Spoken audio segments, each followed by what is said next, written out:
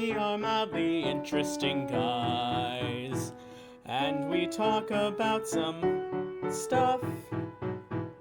So welcome to the podcast, we call it Joel the Podcast. It's Alex and it's Alex, here for Joel the Podcast.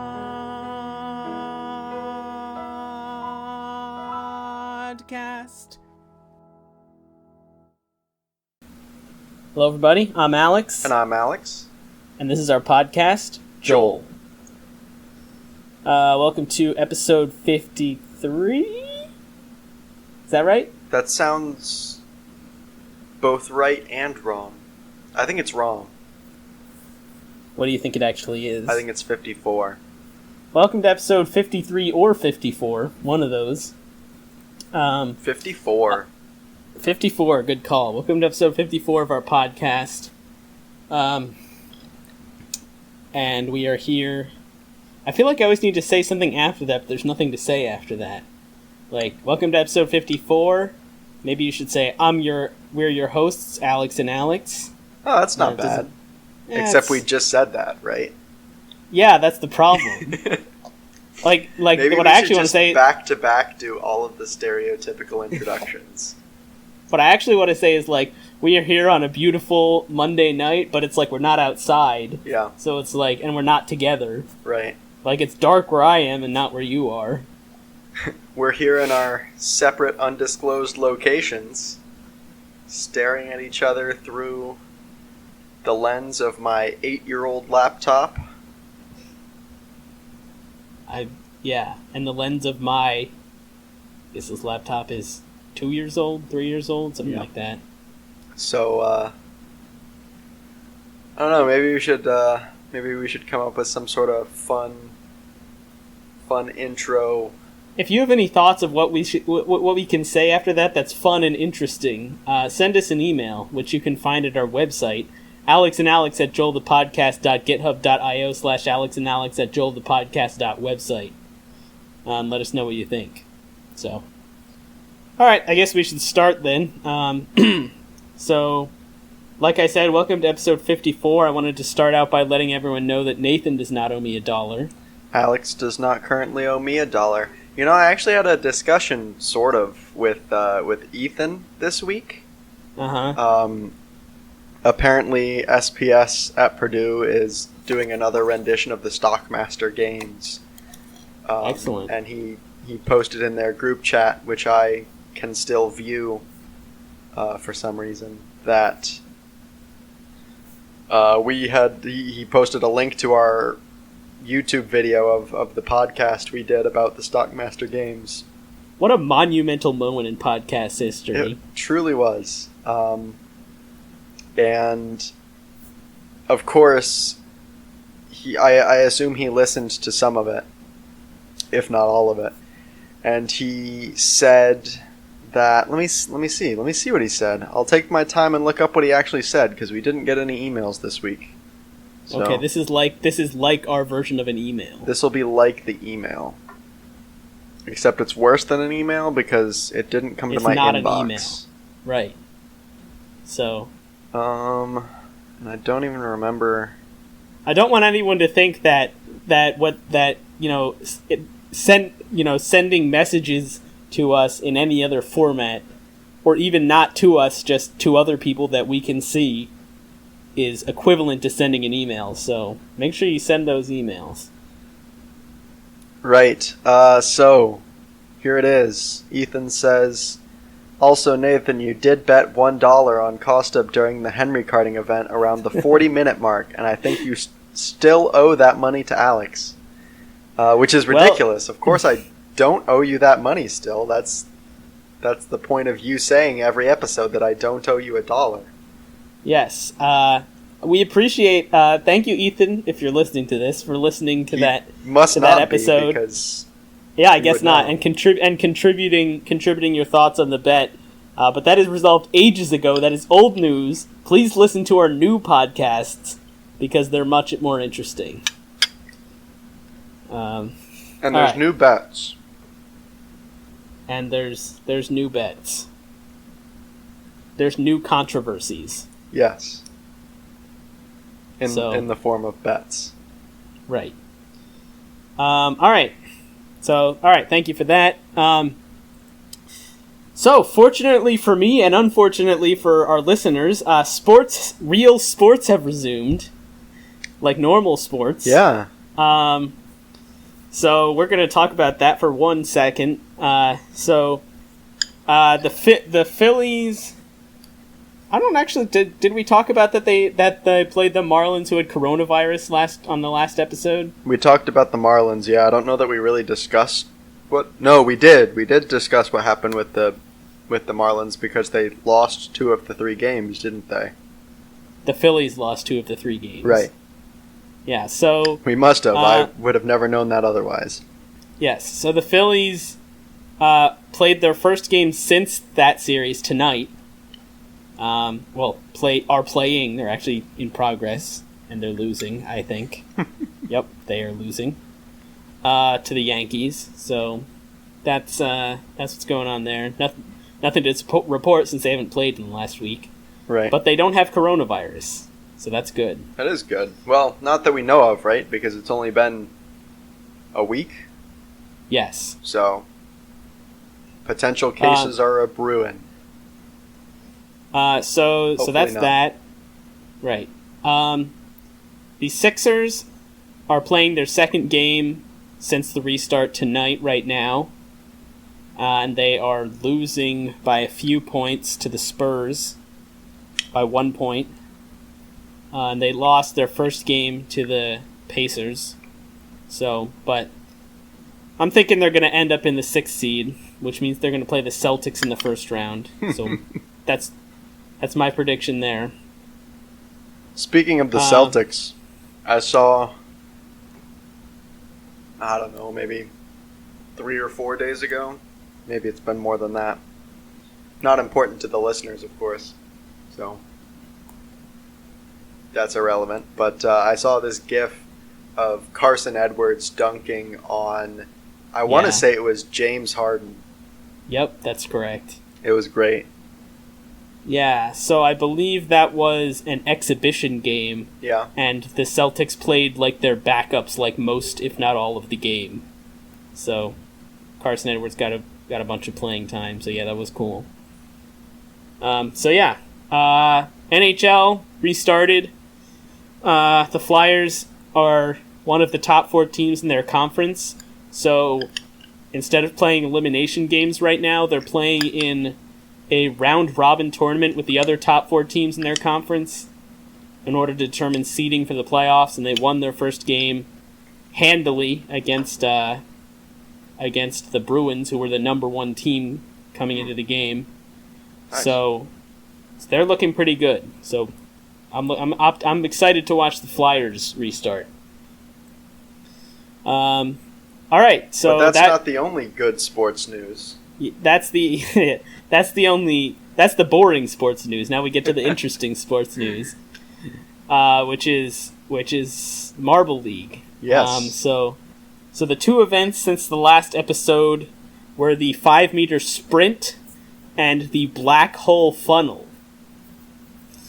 Very exciting. I think they were both pretty good events. Actually, no. Let me see. I liked the 5-meter sprint because it was fast and, very clear what was going on. Yeah.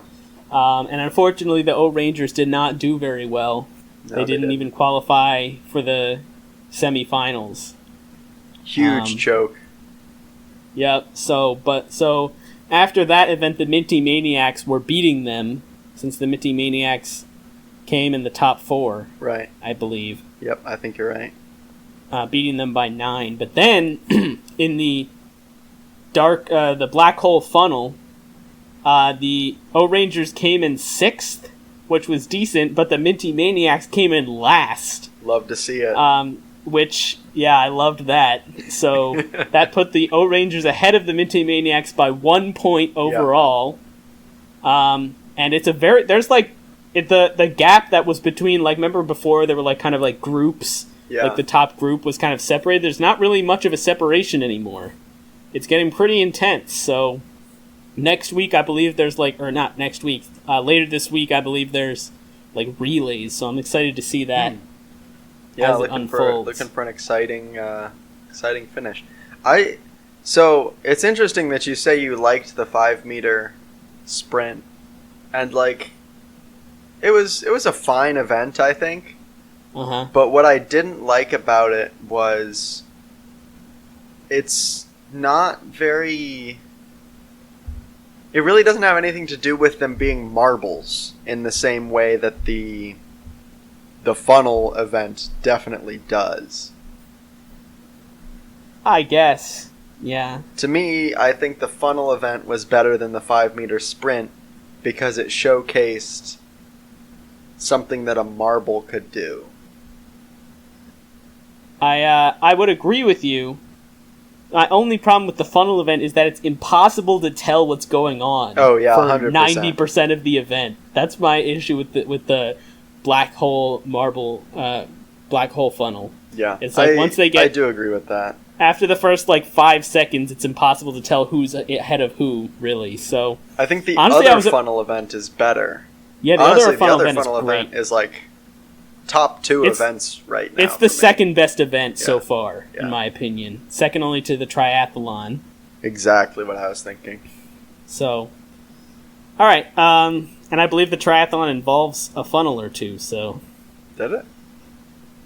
It was, wasn't that one of the three legs? Maybe- I'm just misremembering. Maybe there was a funnel. I thought it was wasn't there like a sand bit and then a like racetrack kind of bit and then water? Oh no, you're right. There was like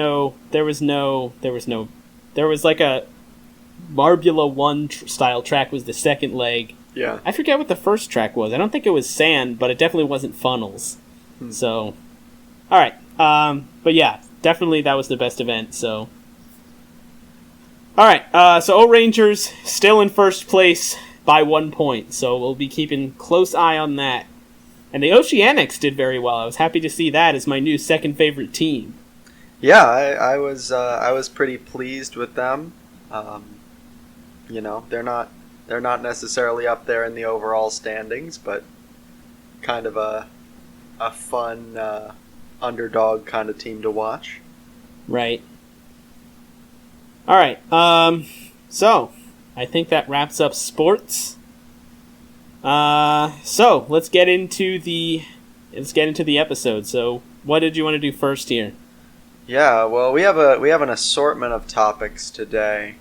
I think let's start out with the hand sanitizer part 1, All right. which is I don't know which one is part 1. Part if one I say is- hand sanitizer part 1 and then lead off with the car question, that has no relation to hand sanitizer. Yeah. really, So no. So you have to ease in with the first part, which is what happens when you put hand sanitizer on something that's not a hand, right? Because obviously it's only designed to go on hands. Right. It It's in the name. sanitizes hands. So it's I assume that it's pretty undefined behavior, completely untested, when not put on hands. Right. So actually, do you want to explain how this question came about? Sure. Earlier this week. Go ahead. What? I was just going to say it's important to know so that you can understand when we get to part 2. That's a good point, yeah. And also, I think the backstory helps the listeners to identify me as, a person just like them instead of some unattainable podcast deity. Right. Yeah, that is a common problem. We get emails all the time of people saying, "I'm going to kill myself because I can't live up to your standards." And of course, we would never want anyone to do that. Right. So we try to humanize ourselves so that people can lower their standards and not kill themselves. All right, that may have been a little harsh, but carry on. So I was driving in my car, going to the store in order to pick up an assortment of items, and one of those items was hand sanitizer. I was going with Shelby. Shelby was in the car with me, and we got a couple of bottles, and she had a bottle in her bag. First of all, we checked out separately because first of all, we each had some different things we were getting. Did you say first of all 2 times? Maybe. I don't know. I wasn't really paying attention. I don't start my sentences with the intent to, like, you know, I don't know where I'm going already when I begin. I just have this, like, sense of where it needs to go, so don't worry, if I said it twice, I will definitely take the effort to edit it out. So you're just gonna have a poorly recorded, grainy recording of you saying second, and then you're just gonna insert it very poorly over the first, the second first. All right. Point being, right. We checked out separately.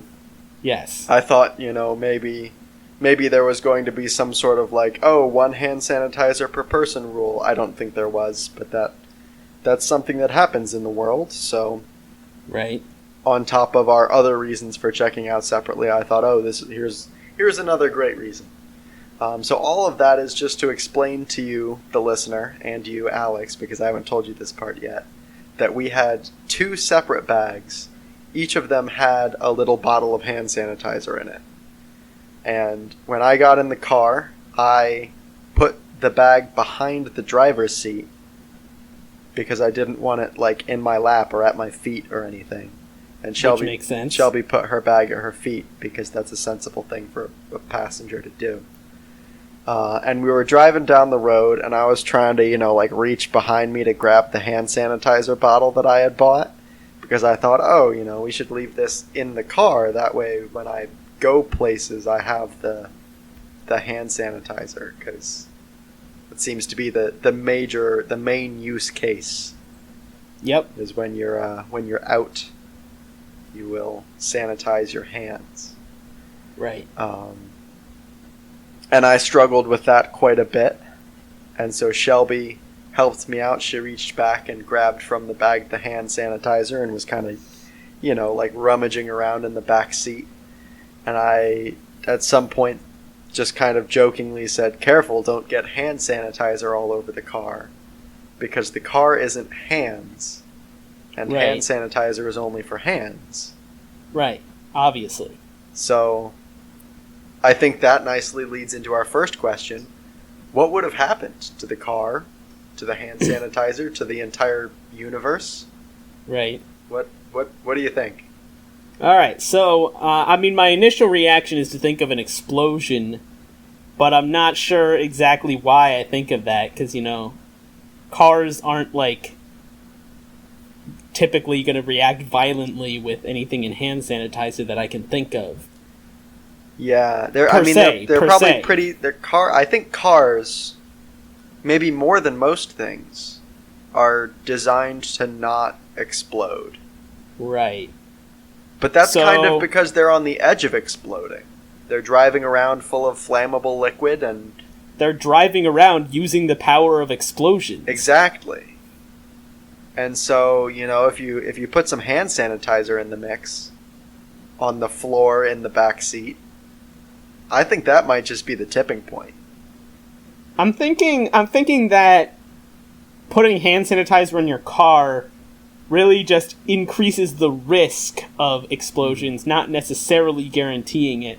And I would bet that the closer to the engine you put it, the more likely you are to get an explosion.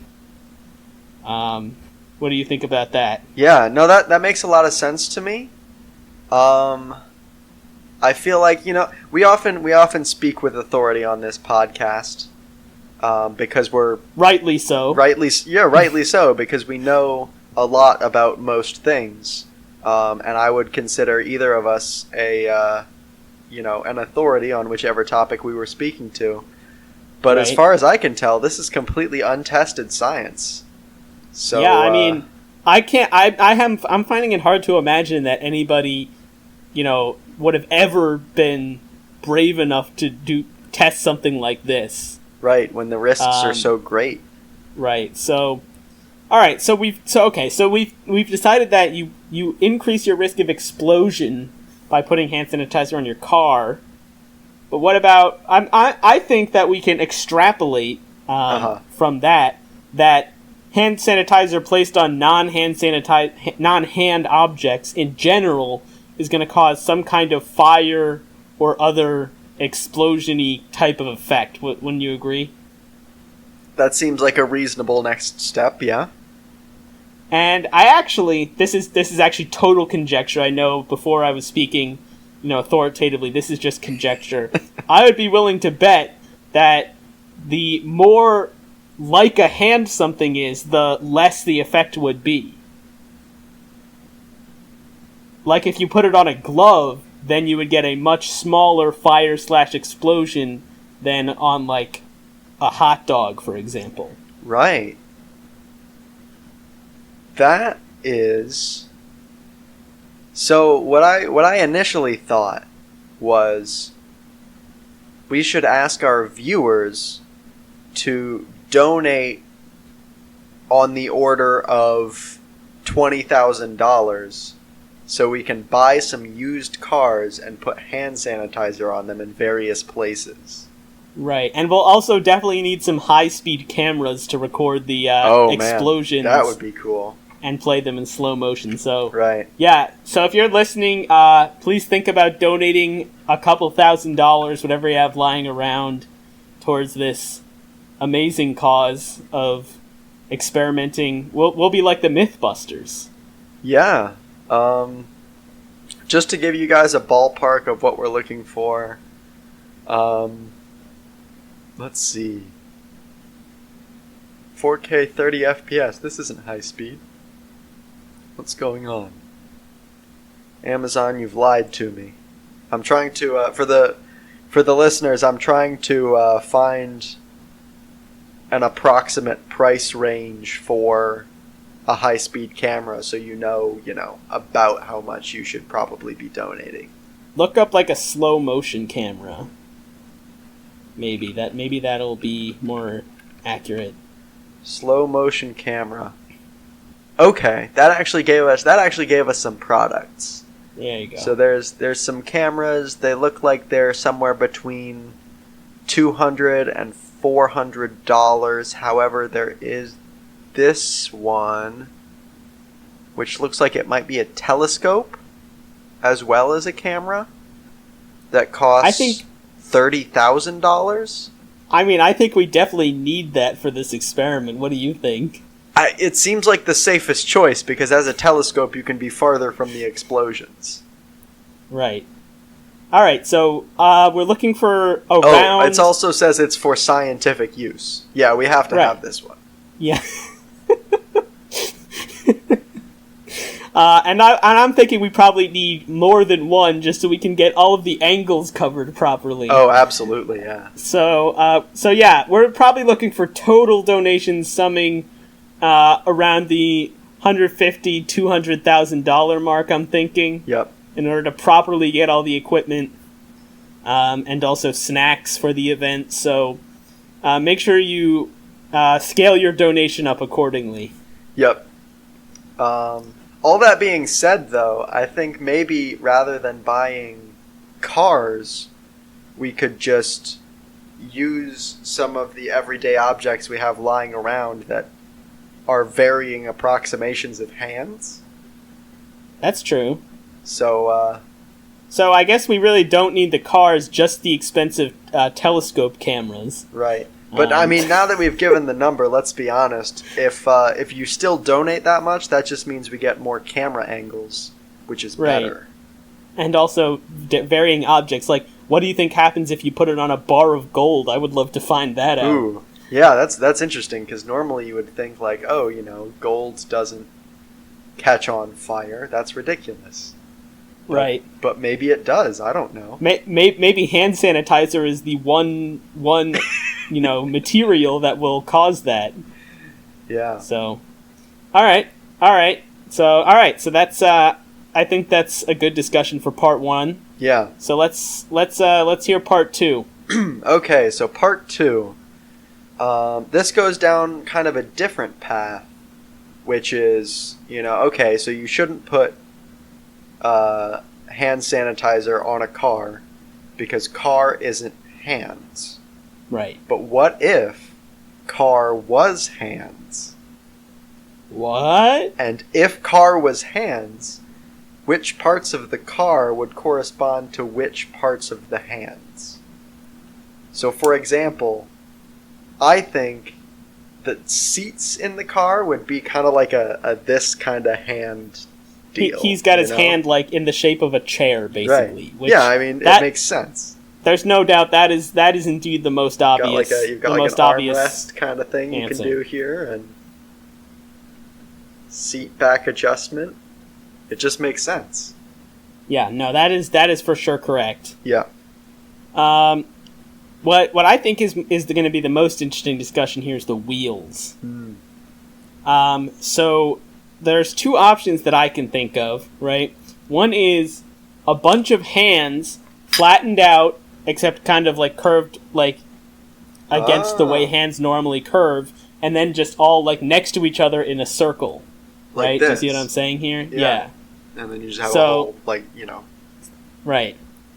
So that's like the normal. That's like the normal possibility, and then the terrifying possibility is the car doesn't use wheels anymore. It just moves along like on four giant hands, like walking along, which I think is a much better way of moving, if less efficient and much slower. So there's not only just kind of like the crawl, which is I think what you were going for, right? Right. But there's also kind of like the spider fingers kind of thing. Oh, that is much. The problem is, what I really want is to have arms that lead into hands, and it's like, but there's no arms involved in this. It must be all hands. Right. So yeah, I actually do like the using the walking on the fingers like a spider. And there's kind of like an intermediate to that, I think, which is kind of the hand wheel like this, except all the hands are rotated 90 degrees. So that you've got almost spokes, and then each one is just kind of pushing you along to the next spoke. It's not necessarily crawling. It's They're like just scooping like this. Yeah, and then, I mean like alternating probably in a wave around the wheel, in a way that's probably very satisfying to watch. Yeah, it's satisfying. That's what I was thinking. If anybody here listening to this knows like Blender. Digital animation, I would love to see renders of all of these things that we're describing. Yep. I would pay slightly more money than Then what? I don't like there's kind of like a baseline amount of money that I had pictured in my head. You would pay a little bit of money for this. I would pay a little bit more than what you might think. Like I don't know, for what would that take? Like 5 minutes of work, I would pay you $10, right? I would expect that it would take more than 5 minutes. All right, so for 10 minutes, then I'll pay you still $10 because. So you would pay $10 for this. I would pay $10, except really I like this idea, so I would pay a little bit. I would pay like $10.50, maybe even $11. That is such a small increase. I thought you were going to say like $15, but $10.50.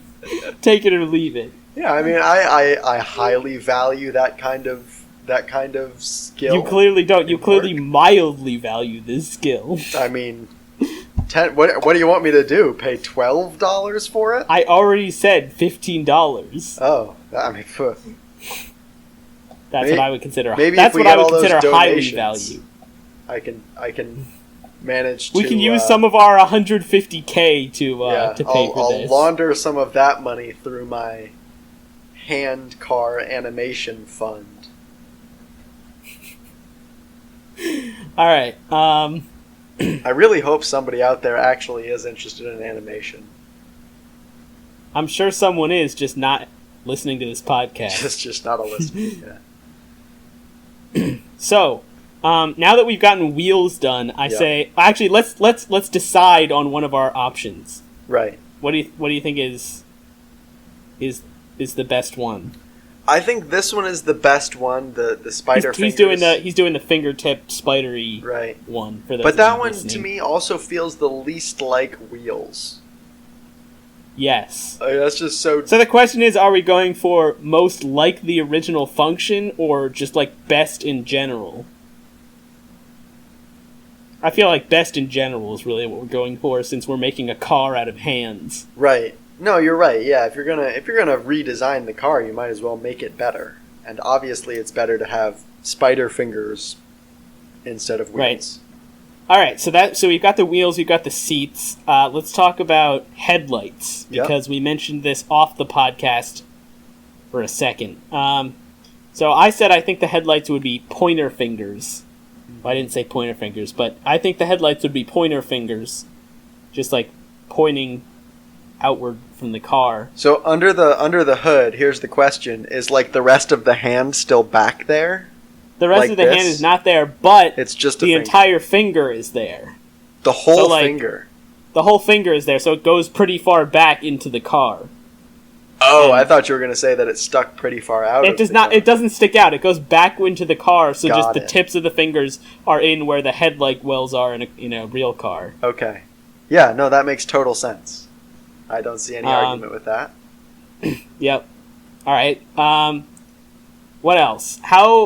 This one may be a little bit tougher, but what do you think about the engine? So the engine would be whatever powers the fingers, yeah? Like, in that case, would we kind of have merged the engine with the wheels? Did we create kind of a new thing that just inherently has the power? I mean, I was thinking that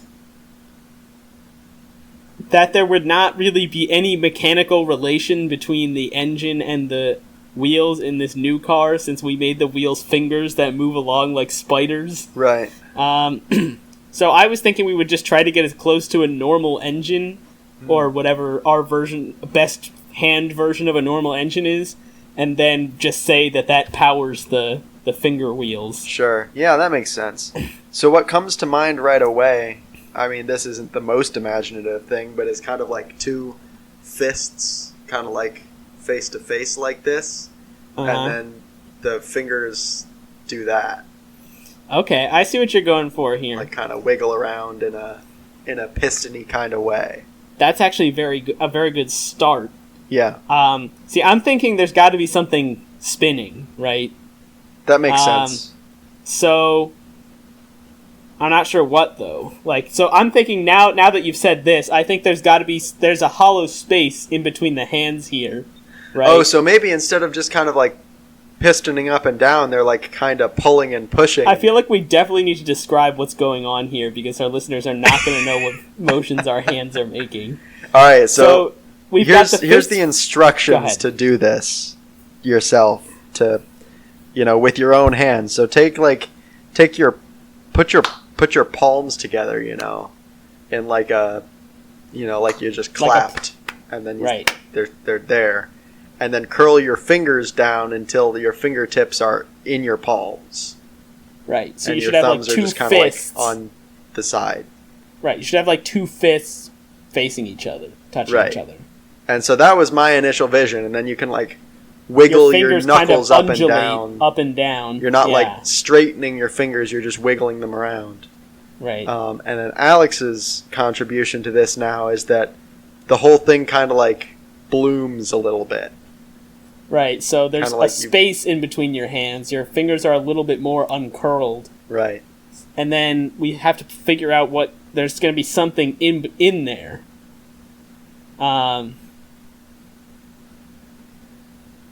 Just maybe one finger. That's kind of what I was thinking. Spinning yeah. around. Because I mean, opening up the possibility of just having fingers as part of the car as well, I think that makes sense. We already opened it up with the headlights. Right. That's what I'm saying. So yeah. So all right. Your drive that's our shaft is engine. also just a finger. Spinning along its long axis. Right. And presumably it's a very long finger, the length of a car, and it somehow provides power to the other fingers that are crawling the car along. Right. Just magically. Right. I think the windshield would just be kind of like the hand binoculars you make, That's great. but yes. like really big. Right. Just I very feel like it's large. just got to be. Even that. Just your pointer finger and thumb forming a circle with the Yes. other fingers kind of up. right. Should their other fingers be there and up, or they should just not be there? I think they should be there. In fact, maybe some of them could double as like windshield wipers. Oh yes, the middle fingers are the windshield. Not that there actually is anything for them to wipe, but But they Yes, still got to wave around, otherwise it's not a car. yeah. So they kind of come down from the top, unlike normal windshield wipers, which wipe from the bottom. They would Right. come down from the top Right. and wipe. Yeah, that's great. All right, so that's the windshield. What about the steering wheel? I think it's got to just be like the OK sign, but only the pointer and thumb. Like just this part. Here's kind of a different take on that. What if it's just two hands sticking out of the dashboard and you like interlace your fingers with the steering wheel hands? Oh no! and like hold hands with it as you Oh no! That is terrifying. Okay, here's a slightly less terrifying option. What if it's a bunch of hands with the fingers together and they form kind of a circle like this? like that? Like they're just all up against each other. Yeah, okay. And they Or form a circle. it could be kind of a combination of that and your original idea, like a couple of hands like this and kind of down, like a steering wheel is. I'm doing both and of then these. just fingers, and then fingers at the all ends. the way around like that. Yeah. Yeah, I can live with that. I'm guessing the gear shifter would be something similar, either like probably a thumb. Gear shift feels kind of like a thumb to me. Yeah, I think thumb's very appropriate for that. Yeah. So you're just kind of doing whatever. Right. Just for the record, this isn't really a big deal, but the walls and doors and everything are just regular hands, just like flat, I think. Yeah, and then they just Of kind of like various sizes. open in whatever direction, and the trunk and the hood and the tailgate Right. or whatever you've got on your car. Just hands. Makes sense. Are we forgetting anything? That seems like most of a car. Yeah, I'm thinking if there's any way we can do, like, the actual controls, like on the like the AC and the All the radio buttons and stuff. Yeah, I feel like the buttons should just be fingernails, honestly. Just kind of like curled over a bar or something, and you like just tap the fingers back. To kind of Oh do yeah, this that's kinda... much worse. All right, let's do that. The fingers kind of just hang down. They're and just then drooping down. The name of the button is like written on the like finger. It's like off the finger. It's like a finger tattoo. Right, and then you have to press the fingernail, Right. and the fingernails grow over time, so you have to like clip them every so often That's such a terrible detail. I love it. over the entire car. Obviously, On every finger has fingernails that grow, and you have to. Would that be like so? So that's how you would get like snow tires or something. Is you just leave the fingernails a bit longer so they can kind of claw along on the ice. Right. Yeah, it may actually be prudent to not clip your tire toenails or fingernails very often. Yeah. Oh man. All right. Is there anything else to add here? There's one last thing, which is the turn signal. So obviously the bar that you hit is just a finger, but we need. I think the actual signal should just be like a middle finger, going like in and out. That's great. So. That's the one. All right. So there's right out of our nightmares. Our hand-based car, which is completely safe to get hand sanitizer on. Right. In fact, I'm sure car washes would just be, giant bottles of hand sanitizer that you would pump onto the car and then rub around, I assume. Yep. So, Yikes. what would the car's gas be? Maybe it runs on hand sanitizer. Maybe it runs on hand sanitizer because, as we discussed initially, hand sanitizer is probably pretty Flammable. explosive and flammable, so... Yep. Alright, so glad we got that out of the way. Yeah. Send us your thoughts about the hand car as well as your 3D renderings to our email, which I mentioned before. The more terrifying, the better. Yeah. So, or just even like a drawing if that's your thing. Right, yeah, I'll support any sort of art. If it's a drawing, though, tops $6. Yeah. Alright, great. So that is the first topic of today. Let's move on to the second topic. The So what is second the second topic is a surprise. I'm going to reveal it to you right now. Surprise. Excellent. I'm so surprised. Alright, so my mom is clearing out one of the desks that used to sit outside of my bedroom in the kind of hallway space on the top floor where all the bedrooms are, if you remember the layout of my parents' house. I do remember. All right. Yeah. And for all the listeners who have never been to my parents' house, that's fine. Picture whatever you want. There was a desk.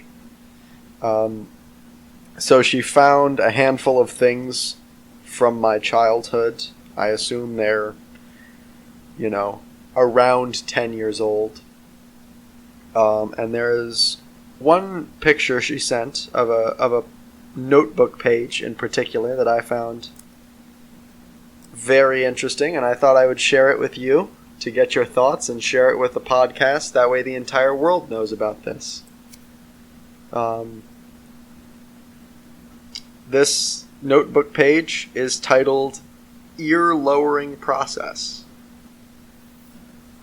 Ear lowering? Ear Lowering Process. Yes. Alright, let's hear it. Step 1. Go to Berenson's. Okay. Step 2. Draw the cutting guidelines. What? Step 3. Cut along the cutting guidelines. Oh, I see. Okay. Makes sense. So now you've removed the ear at this point. Right, I assume. understand what step 2 meant now. Yep. Step 4. Cut new ear hole. Step sense. 5. Fill in old ear hole. Probably with the bit you just cut out. Yeah, that actually makes a lot of sense. Step 6. Glue ear. Step 7. Grow. And step 8, which I think is the most confusing step actually, is repeat.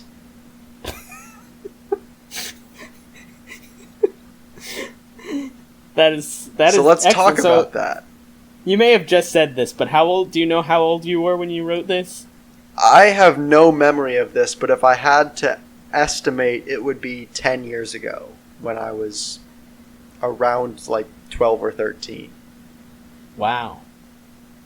Alright, so obviously my first question is, why is step 1 go to Berenson's? That's an excellent question. What I need to do is send this to him to see if he remembers it at all. Almost certainly he won't, I'm sure. In fact, Right. I don't even know if this is done in collaboration with him. It was just the natural first step. You didn't even need to discuss it with him. It might have been, like that. I don't remember almost certainly this was not the case at that time, but potentially that was just the thing to do at first, Like, Right. You're writing the ear lowering process. Okay, step 1, go to Berenson's. You're Maybe planning out, dinner. Step 1, go to Berenson's. I don't know. That might just be the universal starting point. Yeah, maybe Berenson's house had like the necessary tools and equipment and stuff. That's also another possibility. That's a good point. We could ask him if He has had ear lowering equipment. just that. I'm sure would be plenty of context. So Yeah. we'll give you an All right. update next week, everybody. All right. So that What gets that's all past about. the most obvious question. Yep. Which brings us to the second question, which is, I mean, I'm sure I'm the only one who thought of this. This is a pretty discerning question. Yeah. But why are you wanting to lower your ears, just out of curiosity? That's the $1 million question, I think. Yeah, so answer it and I'll give you $1 million. All right. Is what that means. Here's my best guess. You know how when you wake up in the morning and you know, probably I don't know if this is true for everybody, but the first thing I do in the morning is go to the bathroom. Right. Like physically go to the bathroom. I don't mean that I pee in bed. Yeah. So I physically walk with my legs into I'm room guessing of the bathroom. that everyone would assume that.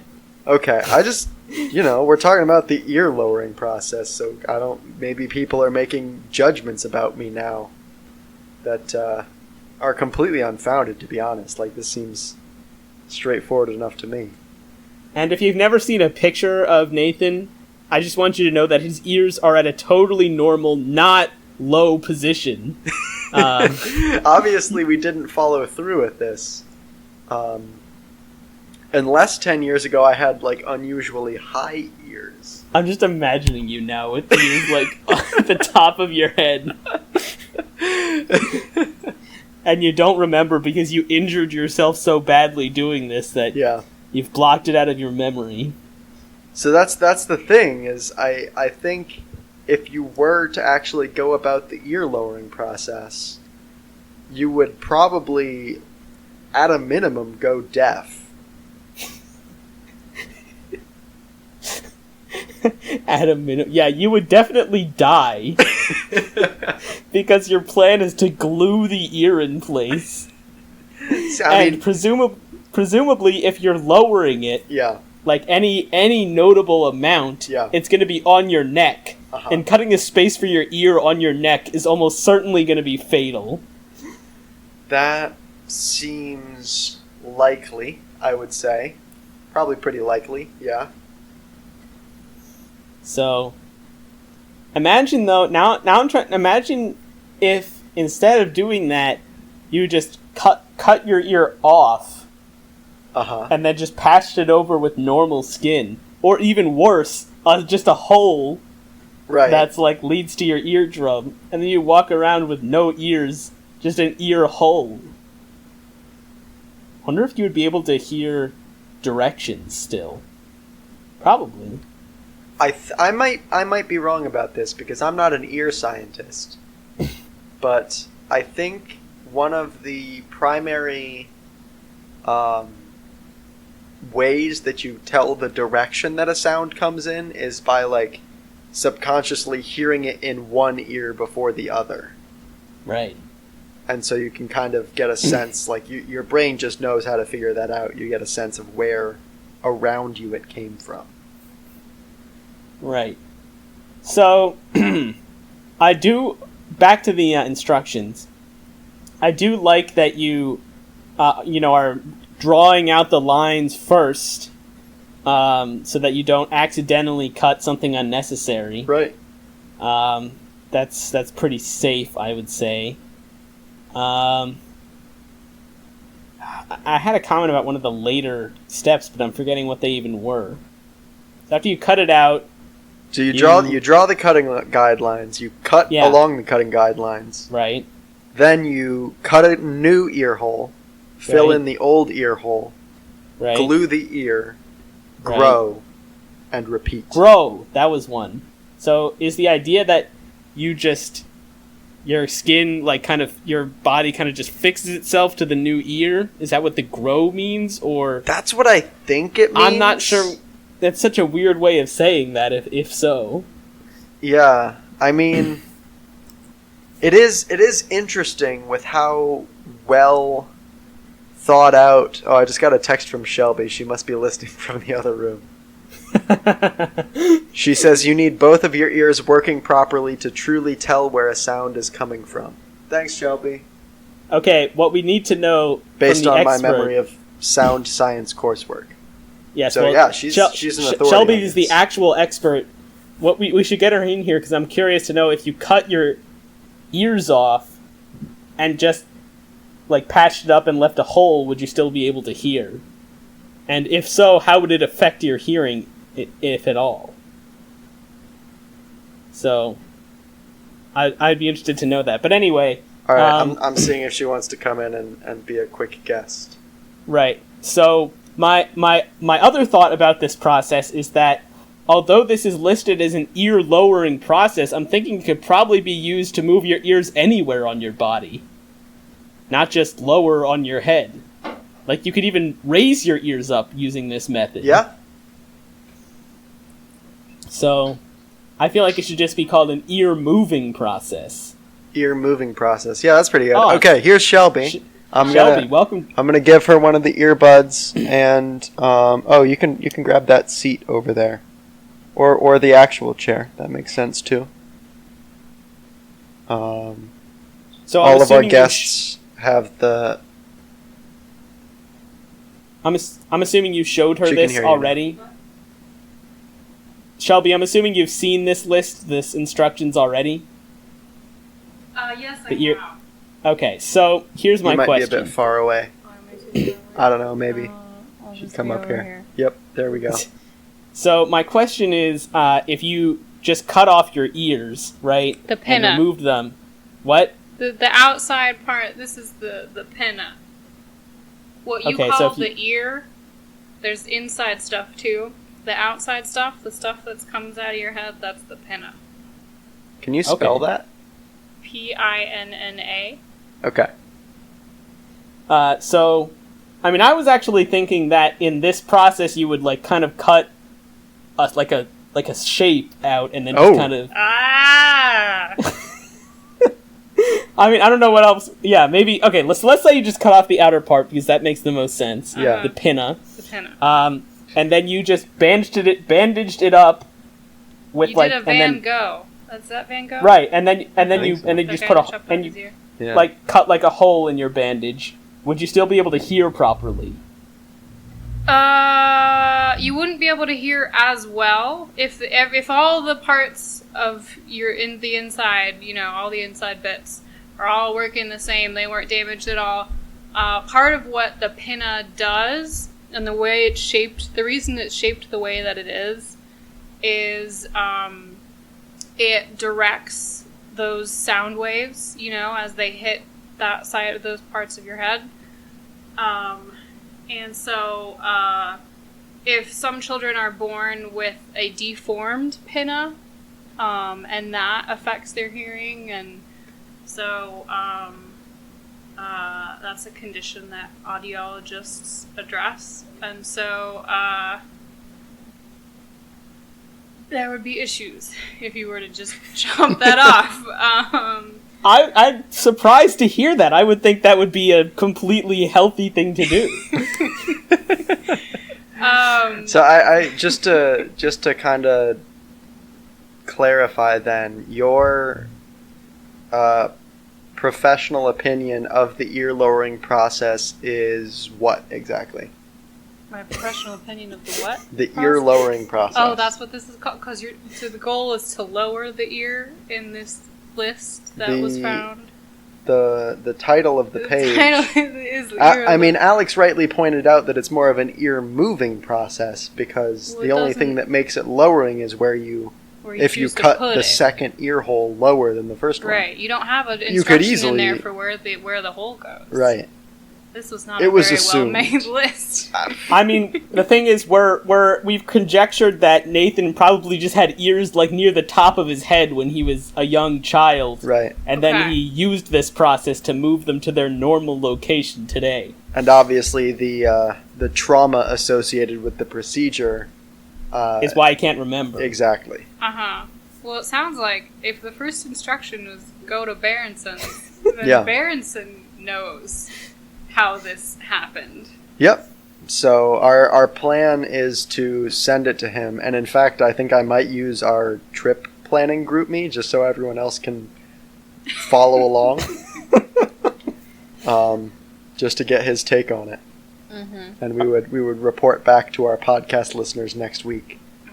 Right. So, Any closing So- thoughts on the ear lowering process, Shelby? I would not recommend it. But I actually do have one closing question, Shelby. Uh-huh. So I assume I already know the answer to this, but if you cut off the outer part of your ear, Right. and then connected it with like a tube or something to the inner part of your ear that's still intact, would you be able to like point it in directions and like hear So you're in that saying- direction better? Could you chop off your pinna and then make a human body part version of an ear trumpet? I have never heard of an ear trumpet, but I guess yes. Alright. Well, fun fact, if anyone else has not heard of an ear trumpet, it is the old school version of people trying to make a hearing aid, where you basically, Nathan's probably going to look up a picture. It was when people did not know very much about the ear, and I assume because it was very old. It's just a trumpet. Oh, I know. You need to go to the old school. Look at that. Oh, that. so it looks like a pipe, like a smoking pipe, you know? It's a funnel. Except it bends and then like flares outward, kind of like a trumpet bell Right. does. So I assume it like faces forward. Is that the idea? Excuse me. The ones in the pictures look like they're facing up. Or just directly out. I think the idea was that it was a funnel that would direct the sound waves like the pinna does, but the pinna does Right. a better job. But also this was in place, this was an attempt at hearing aids. And Wikipedia acts like they worked, but I don't know that they did a whole lot. It depends on what type of hearing loss you have. And Right. I could say more, but this is not a hearing loss podcast, so I'm guessing people would not be very interested. So back to the original question though, of could you connect your outer Right. ear Could you- with a tube to your inner ear? Uh-huh. And would it matter what the tube was made of? I do not have experience or expertise in such a venture. Fair enough. And same with, I wanted to preface my other stuff about the pinna. I am not an audiologist, and this is just going off of my memory of my hearing science coursework, so I could have been off in any of those things. But, what was it? The tube question, I would say, so am I saying, could you do it? Like, would it work, is the question? Yeah, would it work? Just best guess. Best guess is no. Dang it.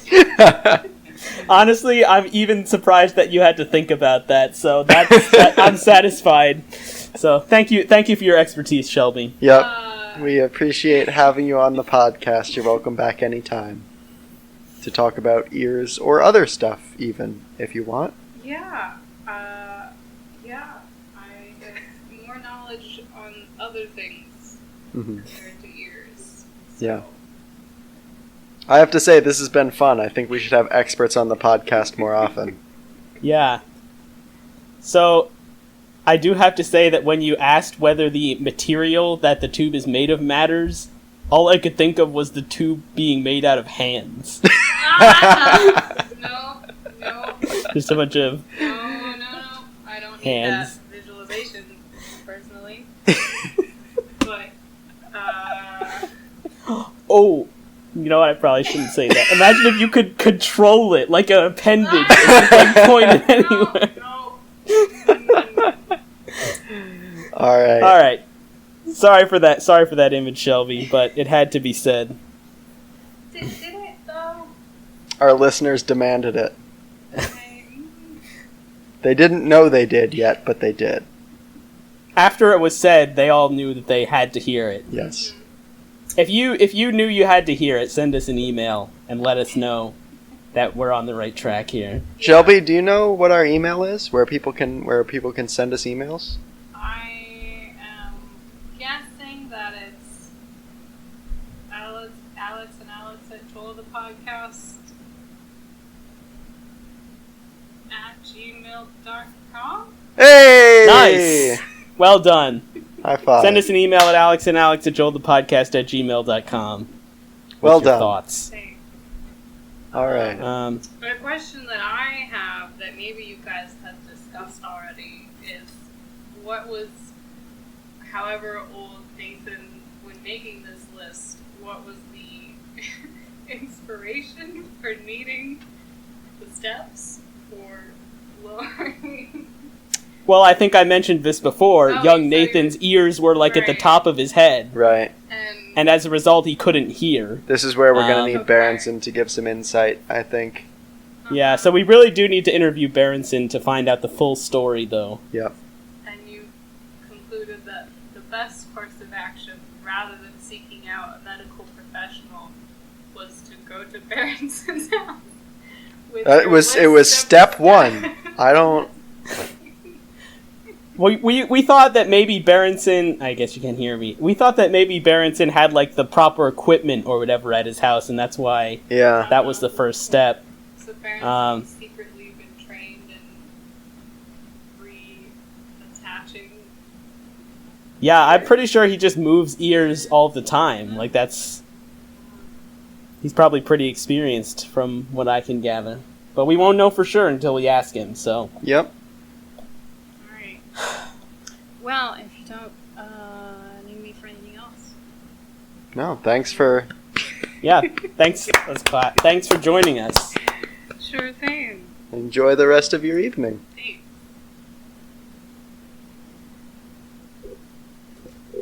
All right, that was fun. Yeah, that was very, very informative. Yeah. So yeah, thanks again to Shelby. All right, well, we have passed the 1 hour mark. Do we have any other thoughts about the ear movement list steps? I just really quickly want to address repeat. Yeah, that's a good point. That's one of the most interesting parts of the list. So here's my initial thought when I heard that is, why wouldn't you just put them at the correct height the first time so you didn't have to repeat to lower them more? Right. But then I thought, you have 2 ears.